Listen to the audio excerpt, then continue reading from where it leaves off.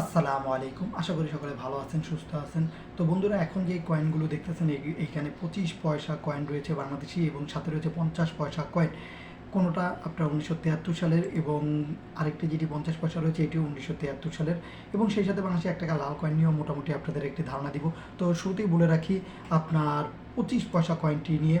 এই কয়েনগুলো 2026 সালে থাকলে কি অনেক টাকা পাওয়া যাবে কিনা, লাখ টাকা বা কোটি টাকা, বা এগুলো ভিতরে কি রূপা আছে কিনা। আগেই বলে রাখি, এগুলো লাখ বা কোটি টাকা মূল্য না।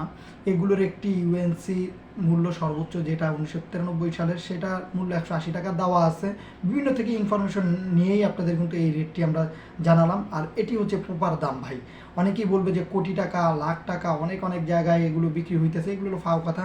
কিন্তু হ্যাঁ, কোথাও কোথাও আপনার বিশেষ করে ইবে প্লাস কয়েন বাজার এইসব ওয়েবসাইটগুলোতে আপনারা যদি ঢুকেন তাহলে দেখবেন যে বিক্রি করার জন্য কিন্তু পোস্ট করতেছে।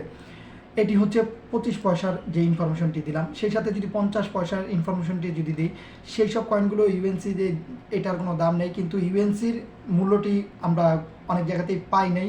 কিন্তু এইউ বা এক্স এর অনুযায়ী এটি 1993 সালেরটি যদি থাকে, 73 সালে যদি থাকে, তাহলে সেটা আপনারা 390 টাকার মতন বিক্রি করতে পারবেন প্রতি পিস।